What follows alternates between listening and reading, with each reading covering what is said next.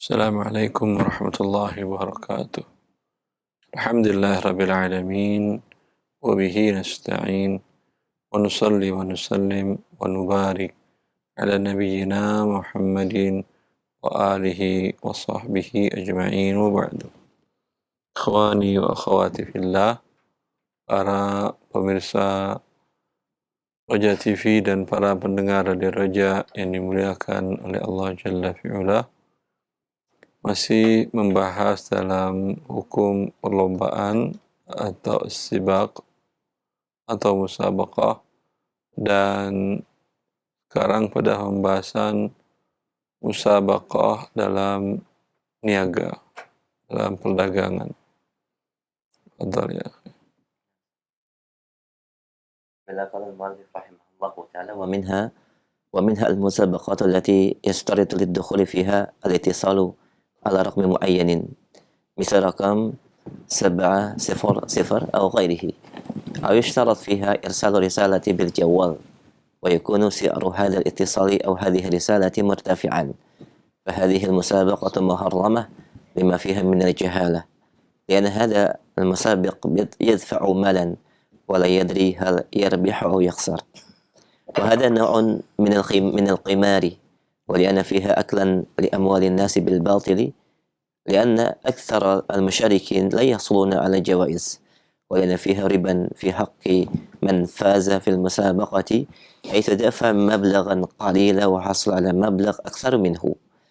Dan di antara perlombaan yang dilarang adalah perlombaan yang mensyaratkan keikutsertaannya di dalam perlombaan tersebut untuk memberikan nomor tertentu seperti untuk menghubungi nomor-nomor tertentu seperti nomor 700 atau yang selainnya, dan disyaratkan dari keikutsertaan perlombaan ini untuk mengirim sebuah risalah SMS message ya, wa yakunu si'ar haditsal, di mana harga daripada ittisal atau hadis risalah dengan nilai yang tinggi. Harga telepon. Nah, dengan harga telepon yang tinggi, maka perlombaan seperti ini diharamkan karena di dalamnya terdapat kejahilan, ketidaktahuan, dan juga perlombaan ini mengeluarkan sejumlah harta di mana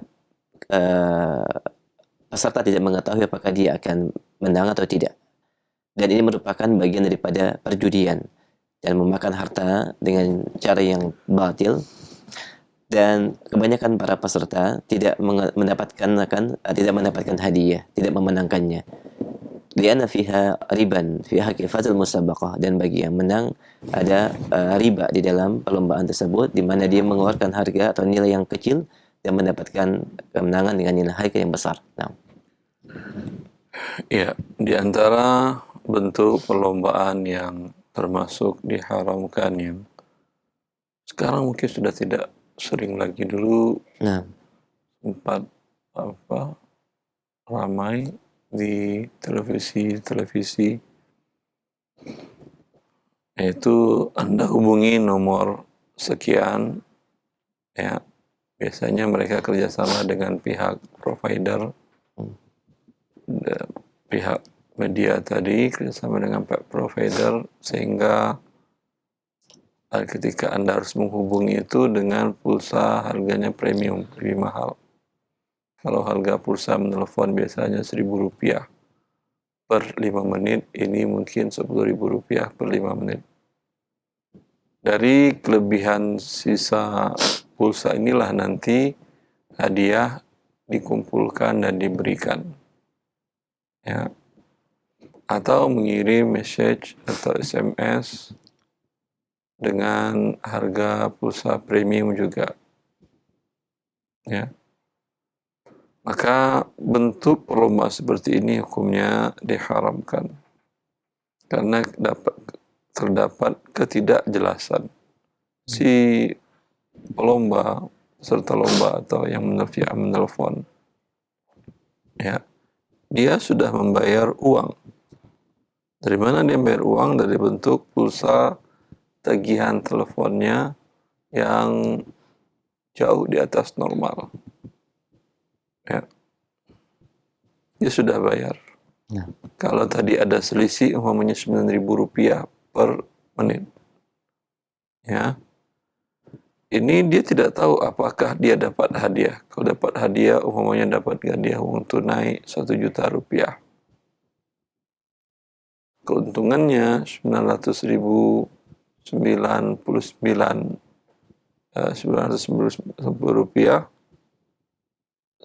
rupiah, maka itu adalah keuntungan yang termasuk juga dalam riba. Ya. Riba karena tukar uang dengan uang.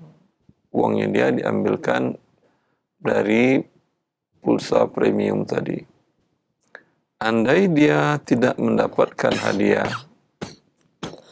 berarti dia rugi Rp9.000.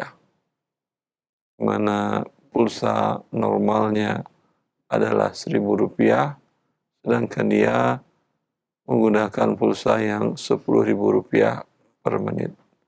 Maka di sini selain mengandung unsur riba, juga mengandung unsur perjudian. Karena itu diharamkan. Ya.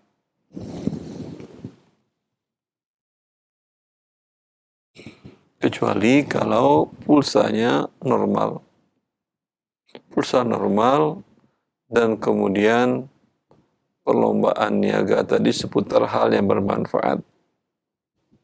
Bukan hal yang bisa dikiaskan dengan pacu kuda, pacu unta, dan memanah. Seumpamanya wawasan tentang produk tadi, umpamanya makanan atau minuman, umpamanya dijelaskan pertanyaan-pertanyaan tentang minuman sehat seperti apa, ya, seperti itu tidak ada masalah. Itu berarti mengembangkan wawasan kesehatan, membuat para pendengar, para peserta menjadi mengetahui bagaimana kriteria sebuah makanan dan minuman yang sehat untuk dikonsumsi. Tapi hanya seputar perusahaan, hanya seputar produk, tidak sisi manfaatnya, maka walaupun pulsanya normal, tetap juga tidak dibolehkan. Kenapa? Karena Rasulullah melarang memberikan hadiah dalam perlombaan. Kali untuk 3 perlombaan tadi dan yang semakna dengannya. Termasuk dalam hal ini mungkin sekarang yang banyak dilakukan orang-orang di dunia online dalam bentuk giveaway. Karena mereka memberikan hadiah kepada beberapa orang yang mereview produknya. Review produk tidak ada manfaatnya bagi orang, manfaatnya adalah marketing dari si pihak penyelenggara. Tapi kalau umpamanya produknya adalah busana muslimah, ya, diberikan giveaway dengan menjawab pertanyaan, jelaskan salah satu dari syarat atau jelaskan 5 atau 3 atau 4 dari syarat busana muslimah. Ya, bagi yang menjawab benar mendapatkan hadiah produk tersebut. Ini boleh. Kalau dia makanan seperti tadi, jelaskan syarat makanan olahan hewan yang disembelih, ya, bagaimana syaratnya menjadi halal. Ini boleh karena manfaat ilmiah, manfaat ilmu, yang ini juga bagian dari 3 yang dikatakan oleh Nabi Sallallahu Alaihi Wasallam tersebut. Adapun, ya, sekedar pengetahuan produk yang tidak ada manfaat khusus dalam agama dan dunia, maka walaupun pulsa peserta yang menelponnya adalah normal, atau kalau dahulu dengan kirim perangkonya pun harganya normal, pun tidak dibolehkan. Ya, wabillahi taufiq. ويأخذ حكم هذه الجوائز التجارية المحرمة ما تقوم به بعض الشركات وبعض المؤسسات التجارية من ضمن السلعة التي تبيعها من الأعطال المفاجئة. المفاجئة نعم. نعم. ومنها المسابقة العلمية التي تطرح الجرائد وتضع لها جوائز معينة، فهي مسابقة محرمة لأن حقيقتها أنها جوائز تجارية تشتمل المحاذير الموجودة في المسابقات والجوائز التجارية المحرمة السابقة، فهي وضعت ليقبل الناس على شراء هذه الجريدة، فيدفع المشتري قيمة هذه الجريدة وتقوم بالإجابة على هذه المسابقة رجاء الحصول على هذه الجوائز. Dan di antara perlombaan yang diharamkan adalah perlombaan ilmiah yang diadakan oleh salah satu majalah atau tabloid, di mana pihak redaksinya memberikan sejumlah hadiah atau hadiah tertentu, dan ini merupakan perlombaan yang diharamkan. Karena perlombaan ini mengandung al-mahadhir al-mawjudah. Al-mahadhir sesuatu yang membahayakan. Yang diharamkan. Sesuatu yang diharamkan, di mana perlombaan dan hadiah dari perlombaan ini diharamkan sebagaimana yang sebelumnya. Fahiya wadu'at liyaqbalan nas, di mana perlombaan ini diadakan agar orang-orang bisa membeli tabloid atau majalah ini, sehingga pembeli memberikan sejumlah nilai uang atau membeli koran atau tabloid untuk mengikuti perlombaan tersebut. Wa yaqumu bil ijabati ala hadhil musabaqah, dan mengharapkan untuk mengikuti perlombaan dan menjawab pertanyaan agar mendapatkan hadiahnya. Nah, ya. Di antara contoh kekinian perlombaan yang termasuk, ya, di mana ada materinya sepertinya ilmiah, ya, yang diterbitkan oleh koran atau majalah dan diberikan hadiah bagi pemenangnya.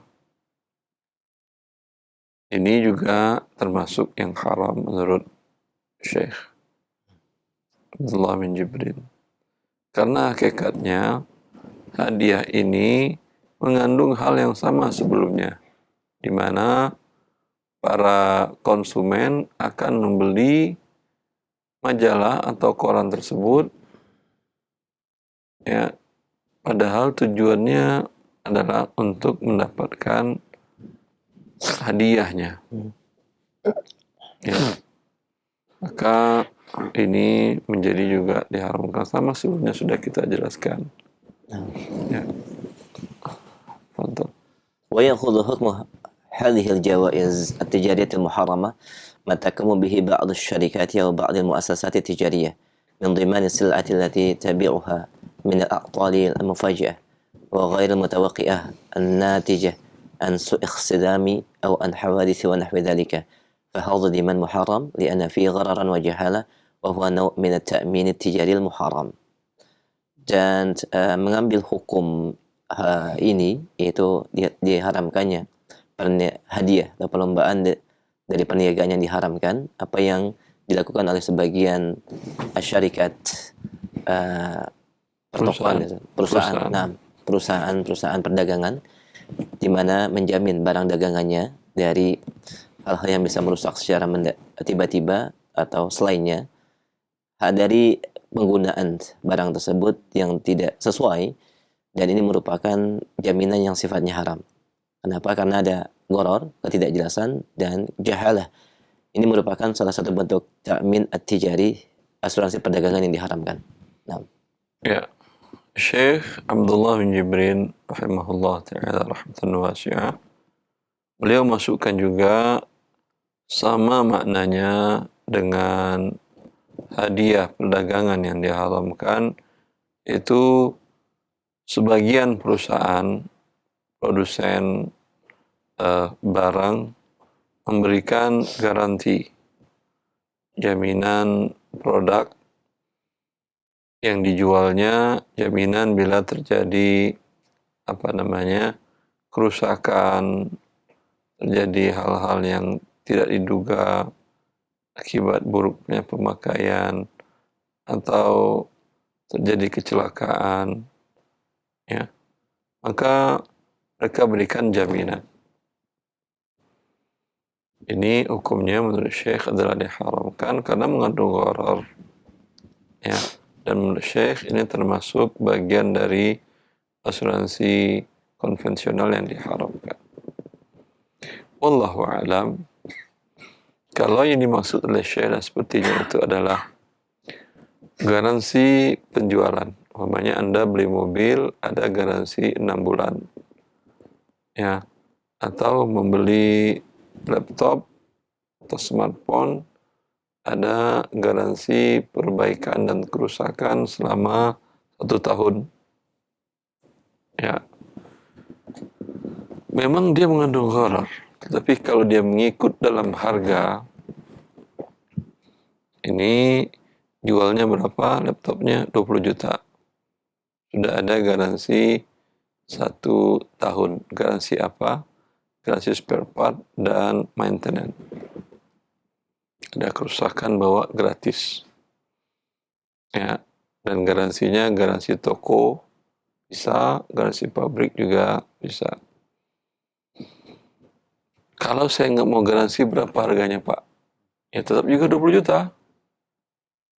Kata penjualnya. Karena dia include, tidak bisa dipisah. Ya. Maka ini hukumnya tidak ada masalah kalau dia include.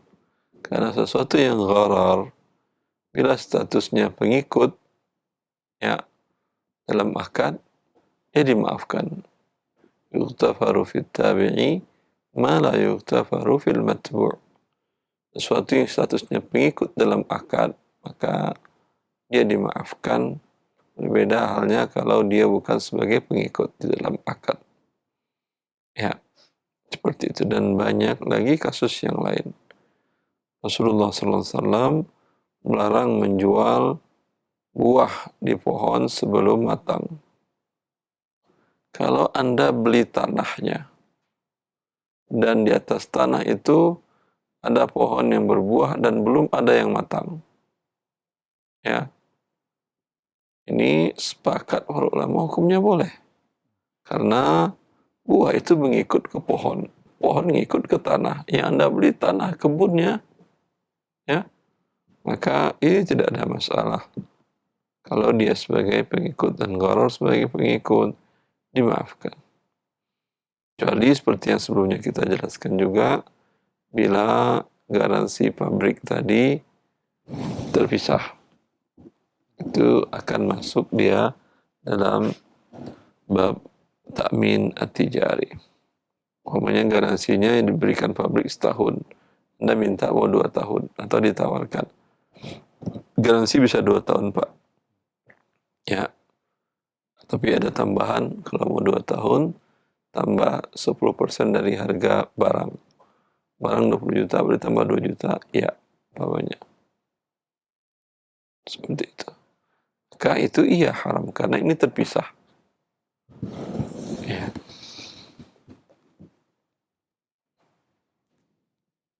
Yakfi Syekh, wala nuwasil. Yakfi. Nah, baik.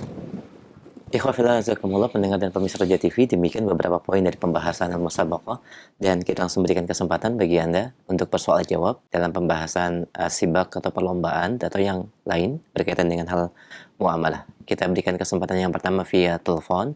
Kita angkat. Halo. Silakan, sudah masuk. Iya, halo, silakan. Waalaikumsalam warahmatullahi wabarakatuh. Dengan siapa? Umur di mana? Dengan hamba Allah di Papua, Pak. Di Papua? Ya, baik. Silakan pertanyaannya. Izin bertanya, yang pertama, saya kan rencananya mau beli barang begitu, rumah lah lebih besar. Kurang jelas, untuk jelas. Halo, Umu, mohon maaf, diulang kembali, lebih keras suaranya.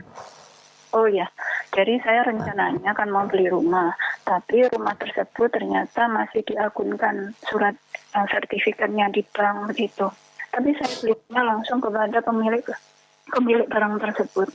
Nah, apakah itu saya tetap terkena ribanya? Itu yang pertama. Kemudian yang kedua, bila nafkah suami diberikan, ya apa namanya, istri mengelola nafkah yang sudah diberikan suami, istri kelola menjadi sebuah usaha atau bisnis gitu. Nah, apakah di sana istri tetap harus minta izin mau dikelola untuk apa, dibisniskan untuk apa? Dan juga apabila ada profit di dalamnya, tetap harus berbagi ke suami seperti itu profitnya, dan apakah itu menjadi harta bersama profit tersebut. Jadi ketika berinfak pula, apakah kita harus izin ke suami karena sudah di nafkah tersebut sudah diberikan ke saya, termasuk sudah saya putar. Begitu mungkin pertanyaan saya. Paham, Ustaz. Yang kedua. Baik Umu. Kita akan simak jawabannya sebentar. Baik. Silakan, Ustaz. Baik, yang pertama beli rumah dan status rumahnya masih diagunkan di bank. Nah, Ustaz. Kalau beli, apakah dia akan terkena riba? Tergantung akad Anda dengan pemilik rumah itu. Kalau akadnya adalah saya akan beli, belum saya beli, ya, dengan syarat kamu selesaikan dulu dengan pihak banknya. Atau Anda katakan rumah saya beli, tapi saya tidak mau statusnya diagunkan tadi, karena memungkinkan nanti terjadi sesuatu dan lain hal, Anda tidak bisa memiliki rumah tadi. Di sisi lain, Anda harus membayar kepada si pemilik rumah. Agar aman hak Anda katakan sisa dari hutang kamu, KPR kamu berapa? Pokoknya tinggal 10%. Ya udah, saya bayar 10% itu dan itu jadi DP saya. Ya, tapi saya belum lanjutkan jual beli, kamu beli dulu lah, selesaikan dulu dengan bank dengan pembayaran saya tadi. Atau saya pinjamkan uang kepada kamu. Khawatir umumnya jadi masalah dia dengan banknya. Saya pinjamkan uang, kamu selesaikan dengan pihak bank, setelah selesai baru ditransaksikan. Ya, ditransaksikan dengan tidak tunai, uang yang dipinjamkan tadi bisa dikonversikan menjadi DP. Sisanya tergantung kesepakatan, apakah Anda mau bayar lunas atau Anda bayar dengan mencicil. Wabillahi taufik. Yang kedua, Ustaz. Yang kedua, yang saya dengar, suaminya memberikan uang nafkah. Nah, Lalu istri mengembangkan. saya. Menjadi besar, banyak usahanya. Apakah itu murni hak istri atau juga ada hak suami? Nah, Begitu kan ya? sahih, Ustaz. Kalau nafkah yang dimaksud adalah nafkah khusus istri, ya, suami umpamanya setiap bulan memberikan ini nafkah bersama. Nafkah bersama yang untuk biaya makan, minum, listrik, air, apalagi telepon, biaya iuran lingkungan, pokoknya biaya kepentingan bersama. Atau uang sekolah anak, segala macam masuk dalam uang itu. Yang ini kalau Anda kembangkan itu milik suami, karena suami menyerahkan untuk tujuan hal tersebut. Kalau di lain itu suami memberikan nafkah, umpamanya tadi nafkah kepentingan bersama tadi ada sekitar 40% dari gaji. Anggap gaji umpamanya 10 juta rupiah. Untuk itu 4 juta rupiah umpamanya per bulan. Nah, Lalu suami mengatakan atau istri mengatakan itu kan untuk bersama. Saya belum dapat nafkah saya khusus. Dikasih oleh suami 1 juta. Suami ya udah, ini 1 juta ambil khusus untuk kamu. Ya. Lalu 1 juta ini dikembangkan oleh istri. Bulan kedua tambah lagi 1 juta. Ya ini juga ada pertambahan 1 juta lagi jadi 10 juta. Jadi 3 juta dulu ya. Dan begitu terus setelah 1 tahun saldonya sudah terkumpul 20 juta. Apakah suami ada hak di sini? Jawabannya tidak. Karena sudah diberikan kepada istri nafkahnya dia. Ya, laba dan ruginya milik dia. Ya, kecuali suami mau investasi juga. Wah, bagus usahanya ini. Saya mau invest, tambah modal dah. Ya, sekarang usaha kamu berapa nilainya? 20 juta. Saya tambah 20 juta juga. Berarti kita 50-50. Ya, kerugian ditanggung bersama, bagi hasilnya 40 juta, selisih dari 40 juta nanti di tahun depan, tergantung kondisi. Karena saya yang banyak bekerja, suami hanya titip uang, kita bagi 60-40, saya 60, emas 40. Tapi kerugian 50-50 karena porsi modal 50-50. Ini ia harta bersama. Ya, bisa dibedakan kasusnya masing-masing ya. Wabillahi taufiq. Baik, demikian Umu yang ada di Papua, cukup jelas ya jawaban dari Ustaz, semoga menjadi pencerahan. Barakallahu fiik. Kita berikan kesempatan berikutnya, silakan. Assalamualaikum warahmatullahi wabarakatuh. Waalaikumsalam warahmatullahi wabarakatuh. Dengan siapa di mana? Abu Nasyita dengan Bapak Ustaz. Silakan Abu Nasyita. Mau bertanya kepada Ustaz. Nah, silakan. Boleh nggak ini kredit untuk umrah Ustaz? Kredit untuk umrah. Iya, untuk biaya umrah, tapi dia misalkan orang ini mau umrah tapi nggak punya duit, dia kredit gitu. Punya duit tapi kebun punya. Nggak punya, Ustaz. Cuma dia ada bulanan gajinya gitu untuk membayar kreditnya gitu, Ustaz. Dan yang mengkredit Sebentar. itu bertambah. Gajinya berlebih untuk kebutuhan harian. Nah, Ustaz. Kelebihannya tadi itu, dia nggak punya rumah juga yang bisa dijaminkan. Ada rumahnya, Ustaz. Hah? Ada rumahnya. Bisa dijaminkan. Bisa, insya Allah. Ya. Tapi kalau aset yang dijual untuk pergi umroh tidak ada. Motor kayak mobil. Tidak ada, Ustaz. Wallahu a'lam. Umroh wajib bagi yang mampu. Kalau kondisi hanya dari gaji saja, ya ini belum kategori mampu. Tapi kalau Anda menabung, dapat tabungan beli emas 0,5 gram, tabungan dapat beli emas 1 gram, 1 gram, sampai waktunya Anda berangkatlah. Dia mengatakan, Ustaz, apa kalau nabung-nabung itu payah kali gitu dia. Apa? Kalau menabung-nabung itu kayaknya jadi entah kemana gitu. Entah kemana? Maksudnya kalau dia menabung itu payah katanya.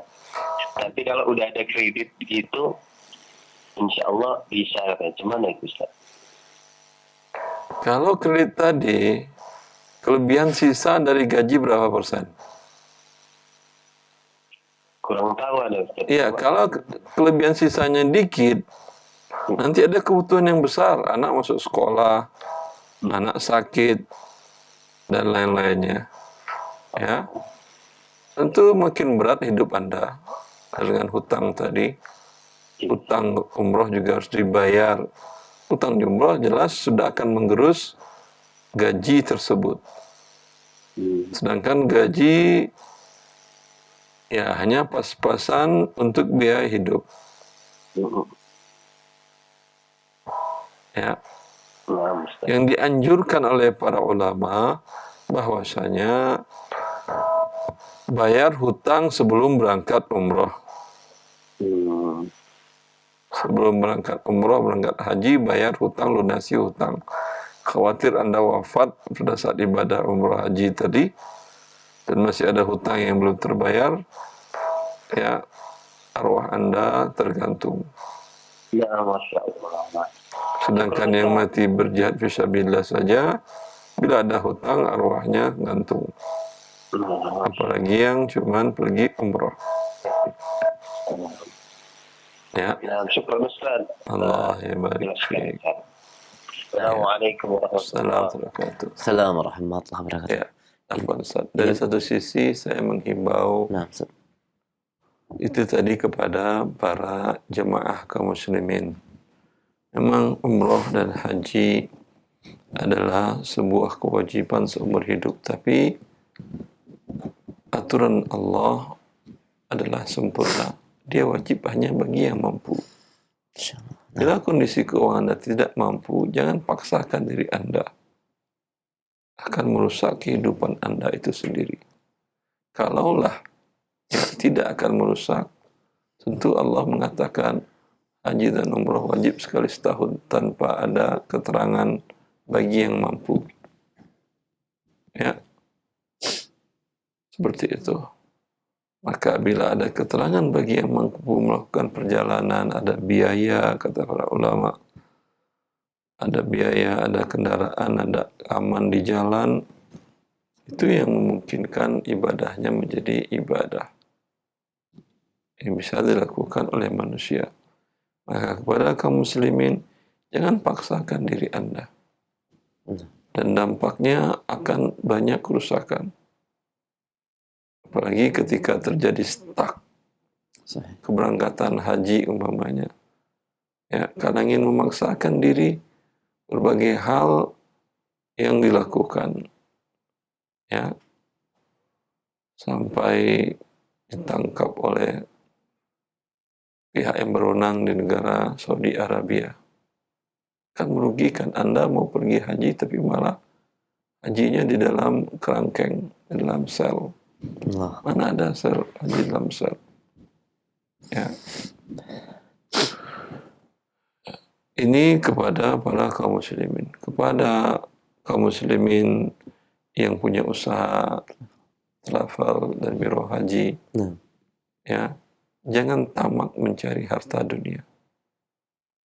Anda membantu kaum muslimin memudahkan ibadah mereka, suatu pahala yang besar. Dapat laba dan keuntungan, nikmat dari Allah. Tapi jangan jadikan laba itu menjadi tujuan awal Anda sehingga Anda serakah mengambil dengan jumlah yang banyak, tidak memperhatikan para calon jamaah tadi kemampuan ekonominya.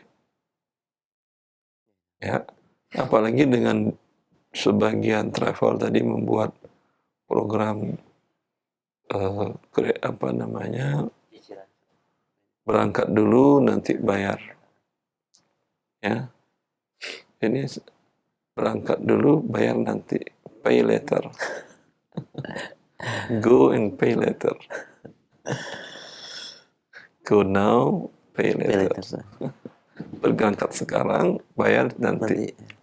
Ya, kalau pakai pihak ketiga ini jelas namanya riba. Tapi kalau langsung, iya jual beli kredit. Tapi jual beli kredit itu adalah hutang ya, akhi. Ya, Anda mendapatkan keuntungan, tapi dengan orang berhutang tadi mendapatkan kegelisahan. Rasulullah berlindung dari hutang karena mendatangkan kegelisahan, kesedihan, ketakutan kepada yang berhutang. Kira-kira makan harta kaum muslimin tadi, yang mereka ketakutan dan sedih, ya, Anda mendapat untung, nyaman atau tidak. Anda pun tidak akan enak untuk makan harta seperti tadi. Maka jadikanlah travel umroh usaha Anda tadi mencari keuntungan yang halal dan edukasi kepada masyarakat. Ada yang mau bilang, Pak, saya mau umroh, ya, jangan berikan membuatkan hidup mereka menjadi susah dengan berhutang tadi. Ada yang datang, Pak, ada paket umroh, cicilan enggak? Anda cek dulu kemampuan dia, tanyakan ada aset kebun, tanah, apa, ya. Kalau lah qadarullah terjadi sesuatu, ya, dia bisa jual asetnya gampang. Dalam kasus tadi umpamanya, kalau lah dia punya aset yang lain, gajinya cukup bayar cicilan tadi. Tapi ketika ada kebutuhan yang sifatnya dadakan yang di luar di luar perkiraan, dia bisa tutupi dengan jual asetnya. Tapi bila hanya itu, hanya gajinya dan kelebihan sedikit untuk bayar cicilan tadi, terjadi sesuatu di luar dugaan, ya, tentu dia akan terlilit dalam hutang, akan berhutang lagi. Ya, semoga Allah beri taufik kepada semua kita. Nah, jazakallah khair atas jawaban dan juga tambahan dari nasihat yang disampaikan Ustaz, baik kepada yang ingin umrah maupun kepada pihak travel, semoga menjadi pencerahan dan jazakallah khair. Kita berikan kesempatan kembali di line telepon. Baik, kita akan kembali. Halo. Nah, silakan, sudah masuk kembali. Iya, halo, silakan. Assalamualaikum. Waalaikumsalam warahmatullah. Dengan siapa Bapak di mana? Dengan Abu Umar di Bekasi Barat. Silakan Abu Umar, pertanyaannya. Ustadz, Anda mau tanya, kan Anda mau ikutan franchise makanan, Ustadz. Apa nama sebuah rumah makan. Itu dia bilang akadnya 2. Yang pertama jual beli, yang kedua wakalah bil ujroh. Nah, jadi akad jual beli itu kita bayar 400 juta, nih kita dapat brand sama alat-alat masak dan alat makan. Setelah itu untuk pengelolaannya diserahkan ke mereka dengan akad, katanya akalah bil ujroh. Nanti pembagiannya 30% buat mereka dari net profit, 70%-nya buat kita. Apakah 2 akad itu diperbolehkan Ustaz dalam akad franchise? Terima kasih Ustaz. Jazakallah khair, kita akan simak jawabannya. Silakan. Wallahu alam. Ini produk. Kalau produk tentu lebih rinci, semuanya bisa dilihat. Tapi dia tidak sesuai dari pertanyaan, tidak ada masalah. Gabungan seperti itu tidak ada masalah. Ya, saya bayar 400 juta, pakai merek dagang kamu, semua sistemnya sistem kamu, karyawannya karyawan kamu, laba untuk saya 70%, kamu 30%. Rugi? Itu kalau laba. Nah. Kalau rugi? Nah. Kalau rugi ya kamu nggak dapat upah kerja. Saya masih punya tempat, masih punya masih punya brand, kemudian punya alat makan tadi. Nah. Alat masak, alat makan. Itu milik Anda. Nah. Perlu dicantumkan akad jika ada kondisi kerugian juga, Ustaz, ya? Ya, itu yang paling penting. Sahih. Kebanyakan hanya keuntungan saja, ya Bapak. Dan perlu diperinci apakah kondisi kerugian, bagaimana bentuk skema akadnya. Itu perlu diperhatikan. Demikian yang disampaikan Ustaz, semoga bermanfaat. Kita berikan kesempatan kembali masih di via telepon. Halo, silakan. Waalaikumsalam warahmatullah. Dengan siapa di mana? Dengan Ummu Aisyah di Sumba Barat. Ibu Aisyah, cukup monitor via telepon. Dan suara TV atau radio mohon dikecilkan. Silakan. Begini Ustaz.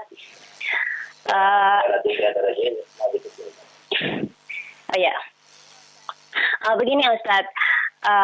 Kita kan di suatu sekolah kan ada komite. Nah, salah satu program dari komite waktu kita rapat kemarin adalah komite ingin membagi parsel pas Ramadan tahun depan. Nah, bagaimana sementara yang saya tahu adalah pembagian hadiah ini dari yang tidak dibolehkan adalah pembagian hadiah dari personal, yaitu wali murid sendiri kepada sebagian daripada kepada wali kelas. Nah, sementara program komite ini adalah memungut semua biaya dari wali murid. Bagaimana itu hukumnya, Ustadz? Ya, itu saja, Bu. Kita akan simak jawabannya, silakan. Ya. Wallahu alam. Tadi baru pungutan Agustusan, sekarang pungutan komite parsel untuk parsel Lebaran.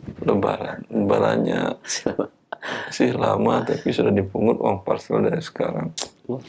Ya. Ini yang memberatkan. Sudahlah, biaya sekolah juga besar, mahal, ditambah lagi apalagi sekolah-sekolah swasta. Biasanya yang komite aktif itu sekolah swasta juga. Sekolah swasta udah biayanya besar, kemudian dibebani orang tua hal-hal yang tidak berhubungan langsung dengan pendidikan tadi. Ya. Kalau memang tidak sejahtera, coba diskusikan dengan pihak yayasan. Kenapa gaji guru kecil? Ya, sedangkan sekolah swasta itu bayarannya mahal. Itu yang didiskusikan, dicarikan solusinya bersama pihak yayasan. Sehingga tidak perlu parsel-parsel kalau BK sudah sejahtera. Ya. Adapun orang tua yang diberikan kelebihan yang ingin menyumbang, silahkan. Adapun mengharuskan seluruhnya membayar, tidak semua kita dalam keadaan mampu. Tidak semua orang tua wali murid dalam keadaan mampu. Anggota komite, pengurus komite yang berkelebihan, silahkan bikin inisiatif segala macam. Jadi berapa yang terkumpul, itu yang diserahkan. Tidak mewajibkan. Wallahi taufiq. Jazakallah khair atas masukan dan jawabannya. Demikian Ibu yang bertanya, Sumbawa, semoga bermanfaat. Baik, kita berikan pertanyaan selanjutnya via chat WhatsApp. Assalamualaikum warahmatullahi wabarakatuh. Jazakallah khair, Ustaz, barakallahu fiik. Pertanyaannya berkaitan dengan menjual barang yang belum dimiliki, Ustaz. Apabila saya menjadi wakil dari salah satu produsen, bagaimanakah skema yang halal untuk saya bisa berjualan di mana produknya memang sudah jadi, Ustaz, yaitu produk import dari luar dan harganya cukup mahal. Demikian, jazakallahu khair. Ya. Caranya adalah si pemilik barang mengatakan kepada Anda, cari pembeli, bawa ini barang, cari pembeli, dari saya harga sekian. Tidak laku, kembalikan barang. Risiko semuanya saya yang menanggung, kata pemilik barang. Kalau dirampas di jalan, dirampok, atau hilang di luar kondisi di luar kemampuan Anda, maka yang menanggung adalah pemilik barang. Itu yang halal. Wabillahi taufiq. Alhamdulillah. Jazakallah khair atas jawabannya, Ustaz, barakallahu fiik. Kami angkat kembali pertanyaan via chat WhatsApp. Baik, Assalamualaikum warahmatullahi wabarakatuh. Ya, berkaitan dengan perlombaan, Ustaz. Apabila kita mendapatkan perlombaan dari hasil perlombaan cerdas cermat, di mana anak saya mendapatkan sejumlah nilai uang, Ustaz, dan melihat kemampuan dalam pengelolaan uang belum secakap sebagaimana kakaknya, apakah uang tersebut boleh dikelola oleh orang tuanya? Jazakallahu khair. Boleh dikelola oleh orang tuanya, tapi uang tetap milik anak. Kalau berkembang, uangnya milik anak, pokok tambah laba. Orang tua mendapatkan sebagian laba. Kalau itu adalah ibu. Kalau ayah, ya boleh ayah mengambil. Nah, Ustaz. Baik, jazakallah khair. Demikian pendengar dan pemirsa Roja TV, kami akan kembali pertanyaan berikutnya. Assalamualaikum warahmatullahi wabarakatuh. Ustaz, Anda menjual madu lebah liar dengan sarangnya dan madu curah multiflora. Namun Anda tidak menyebutkan madu itu multiflora ke CS. Pertanyaan kedua, Ustaz, Anda punya usaha online, kadang-kala minta bantuan ke suami untuk pengantaran. Sisanya reseller yang jemput. Dan keuntungan yang Anda dapatkan alhamdulillah bisa membantu menutupi kebutuhan sehari-hari. Sisa harta yang Anda dapatkan tersebut bagaimana, Ustaz? Jazakallahu khair. Yang pertama apa? Menjual madu liar dengan sarang dan yang curah. Namun ketika Curah, maksud curah apa? curah multiflora, tidak dengan sarang, hanya madunya saja. Curah artinya madunya saja. Madu saja. Namun Anda tidak menyebutkan madu itu multiflora ke CS. Apakah diperbolehkan? Tidak, boleh, tidak ada masalah. Yang namanya madu ya madu, mau multiflora, mau tidak multiflora sama madu. Nah, Ustaz.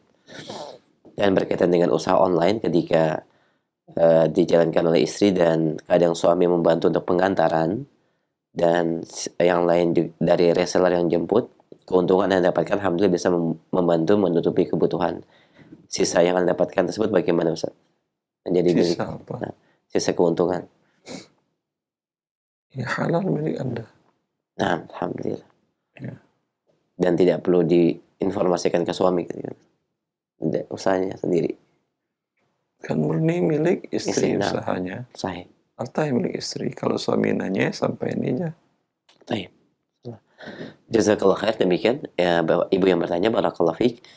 Kami akan kembali pertanyaan berikutnya. Assalamualaikum warahmatullahi.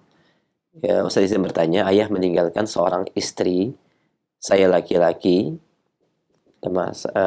dan saudara perempuan. Ayah meninggalkan seorang istri, kemudian saudara perempuan 4,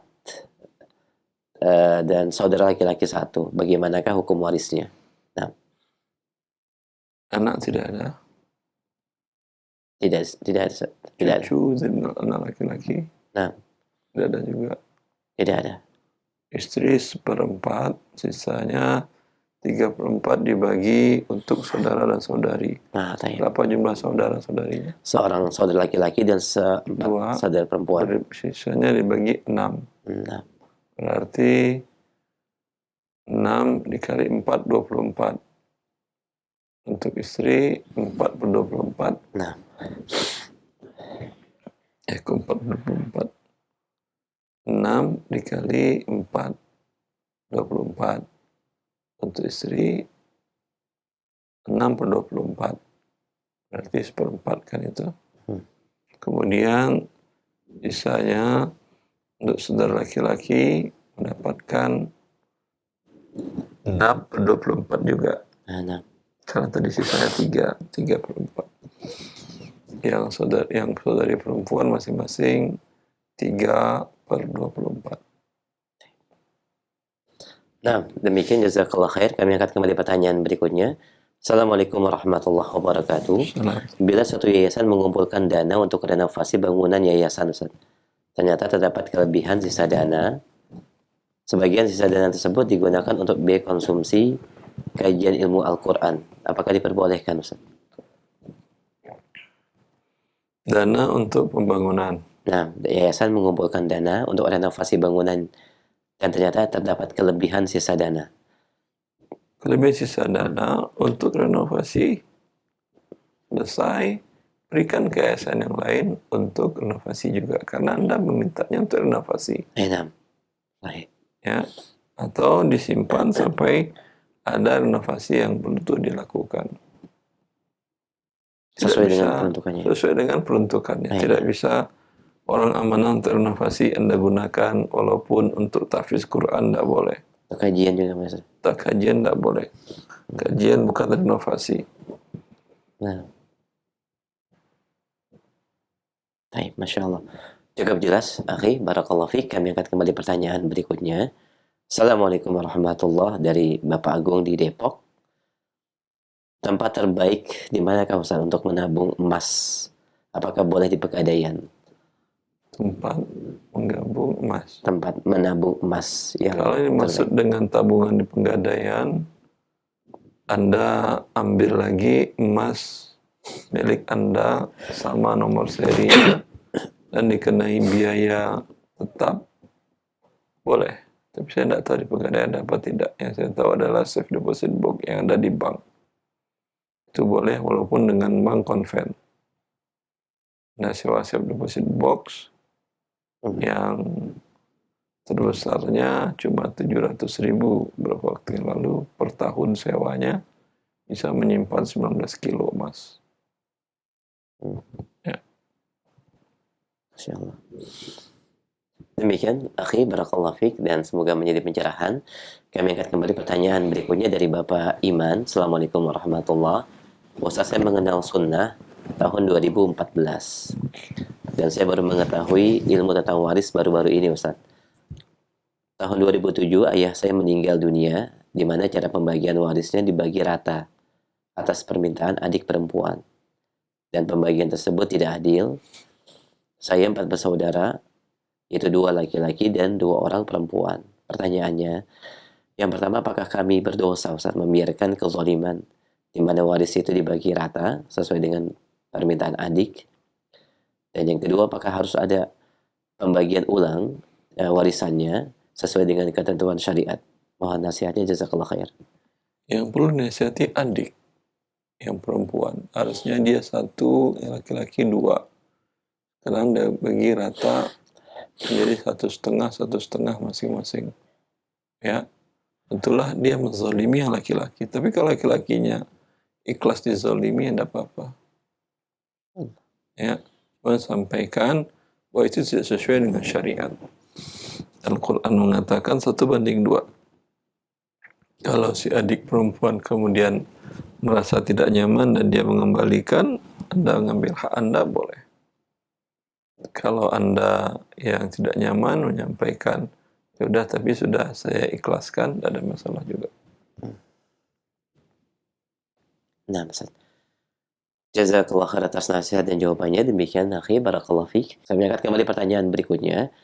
Assalamualaikum warahmatullahi wabarakatuh. Dari pendengar kita, Ibu Daryuni di Purworejo. Saat ini banyak pedagang yang menjual online. Pada waktu tertentu mereka menjual di mana pada acara promo dengan harga yang sangat murah. Siapa cepat dia dapat.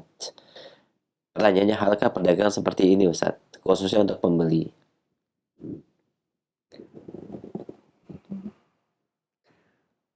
Bagi si penjual tidak ada masalah, siapa yang cepat dia dapat. Ya, tetapi akadnya yang penting, pembayarannya nanti. Ada siapa yang bayar cepat, tidak bisa, karena tidak bisa diketahui pembayaran cepat itu masing-masing kirim uangnya. Ini malah mengandung unsur riba, nantinya dapat dia keuntungan dana numpuk di rekeningnya. Ya, memang dikembalikan setelah beberapa hari, setelah 1-2 hari. 1 hari dana besar numpuk, banyak itu ribanya. Ya, tapi siapa dulu mamanya yang sampai SMS-nya, berarti dia berakad, setelah itu baru ditagihkan pembayaran kepada dia, tidak ada masalah. Wabillahi taufiq. Demikian Ibu, semoga bermanfaat. Jazakallah khair. Kami akan pertanyaan berikutnya dari pendengar kita di Samarinda. Assalamualaikum warahmatullahi wabarakatuh. Ustadz, bagaimanakah hukum nafkah anak istri yang apabila pekerjaan suami masuk ke dalam kategori pekerjaan haram? Bagi anak istrinya yang tidak mampu mencari harta yang halal karena satu dan lain hal, ya, bagi mereka tidak haram memakan pemberian hasil suaminya tadi. Ya, bila hasilnya tersebut bukan didapatkan dengan cara menzalimi pihak lain. Pihak lain tersebut memberikannya dengan ikhlas. Imbalan gajinya seperti umumnya bekerja di lembaga ribawi. Yang haram itu perbuatan suaminya. Bagi nafkah anak istrinya, kalau mereka tidak ada kemampuan yang lain, bagi mereka halal. Tapi kalau didapatkannya dengan yang haram, dengan korupsi, ini kalau anak istrinya tahu, ya, itu tidak halal kepada mereka karena mendapatkannya dengan cara menzalimi. Ya, wabillahi taufiq. Nah, jazakallah khair atas jawaban dan nasihatnya. Demikian yang bertanya, barakallahu fiik. Kami angkat kembali pertanyaan selanjutnya. Baik, assalamualaikum warahmatullahi wabarakatuh. Izin bertanya Ustaz, saya membeli produk ikan frozen di mana penjual mengatakan 1 kilogram beratnya. Akan tapi di kemasan tidak ada keterangan bahwa ikan tersebut diglaze, dilapisi es. Sehingga ketika dimasak dan ditunggu mencair esnya, berat ikan itu berkurang hanya 350-400 gram saja Ustaz. Dan saya merasa menyesal atas pembelian tersebut. Apakah masih ada bab khiyar untuk mengembalikan kepada penjual dalam hal ini? Dan yang kedua, bagaimana ketika penjual tidak menerima dan mengatakan ini merupakan hal yang lumrah dalam penjualan? Mohon nasihatnya, jazakallah khair. Ya, boleh Anda kembalikan, tidak ada masalah. Ya, kalau selisihnya besar. Kalau harganya selisihnya kecil, ini kan masalah harga. Nah. Kalau dihargakannya dengan harga sekilo, Nah. padahal hakikatnya cuma 300 gram. Nah. Tentu Anda tertipu 700 gram. Tipunya besar, dia tidak mau, dia akan bayar nanti di akhirat. Selisihnya, ikannya halal bagi Anda, tidak ada masalah. Tapi kalau dihargakannya harga 30%, ikan ini biasanya per kilonya umpamanya 100.000 rupiah. Nah. Ya, tertulis 1 kilo glaser tadi, tapi dengan harga 30.000 rupiah atau 35.000 rupiah. Suatu hal yang biasa, tidak ada masalah. Wabillahi taufiq. Jazakallah khair, demikian pendengar. Karena ikan itu, nah, namanya ikan hidup, ikan basah tadi. Nanti Anda goreng juga, Anda timbang lagi. Setelah Anda bersihkan, Anda beli sekilo, Anda bersihkan, Anda goreng, timbang lagi, lah kok jadi setengah kilo. Ya memang begitu ikan. Ya, kecuali Anda beli ikan asin, itu gak bakal berkurang lagi beratnya udah. Nah, dalam hal ini apakah penjual perlu menyampaikan terkait dengan beratnya lapisan es bahwa ini tidak sepenuhnya berat bersih ikan gitu? Tergantung harga ya. Baik. Semua orang tahu kalau ikan frozen itu ada berat ininya, berat lapisan esnya. Baik. Kecuali Anda tidak tahu tentang kulkas, es, segala macam, itu iya. Baik, demikian tambahan jawabannya disampaikan oleh Ustaz, semoga menjadi pencerahan. Barakallahu fiik. Dan ini merupakan pertanyaan kami terakhir di kesempatan pagi ini. Sebagai khitam setelah kesimpulan kajian kita, Ustaz, silakan. Ikhwani wa akhwati fillah. Maksud dari memberikan perlombaan dalam niaga adalah menaikkan penjualan. Selagi menaikkan penjualan tadi tidak mengandung unsur riba dan tidak mengandung unsur gharar dan perjudian, hukum asalnya halal, tidak ada masalah. Bagaimana caranya? Hilangkan riba dan ghararnya tadi, seperti yang dijelaskan pada pertemuan sebelumnya dan pertemuan yang pagi ini. Semoga bermanfaat. Allahu a'lam.